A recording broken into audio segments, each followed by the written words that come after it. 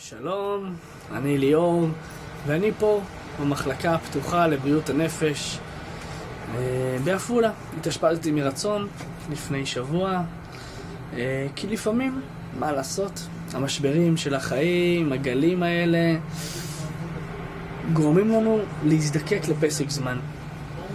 אבל יש הבדל עצום בין אשפוז מרצון לאשפוז בכפייה. אני רוצה שנשמע כמה נשים חזקות ואמיצות שיספרו על החוויה שלהן.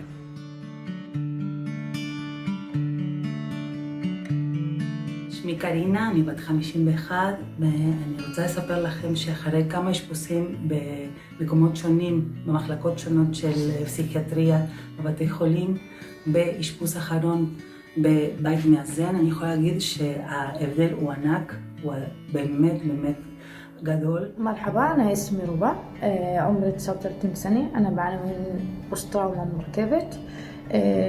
أنا كنت من حوالي قبل 17 سنة كنت بعدة مستشفيات بسيخياتري من حوالي كنت بإشبوزين حوالي 54 אשפוז. אני סנדרה והייתי באשפוז פסיכיאטרי במחלקה פסיכיאטרית בבית חולים רמב"ם. החוויה סך הכל הייתה טובה, עזרו לי, אבל רציתי להגיד למה לא. בעצם זה, קודם כל זה בתוך בית חולים, זה כבר יוצר את האנרגיות לא טובות. שמי אלה מרקוס, אני גננת במקצוע, אשת חינוך. לפני 5.5 שנה אני נפלתי בריאותית עם מחלה שאתם יודעים עליה, מחלה דו-קוטבית, מניה דיפרסיה.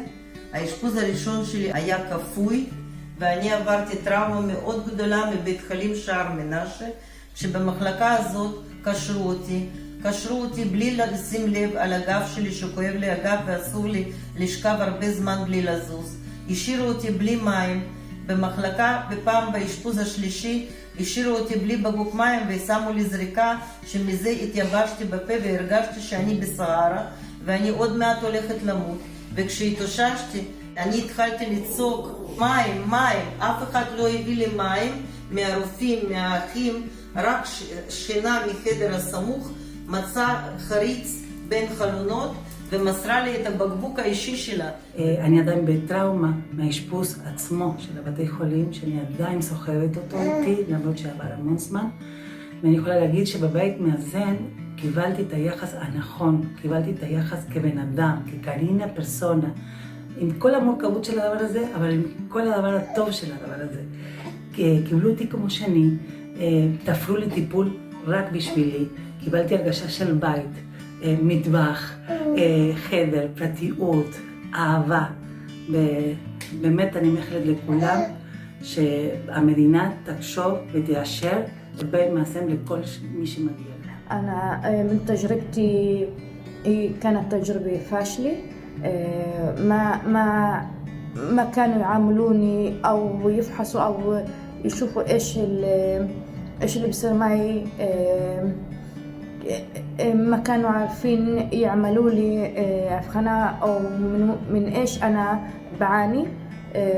وكانوا يعطوني أدوية ووصلت لوضع سيء جدا.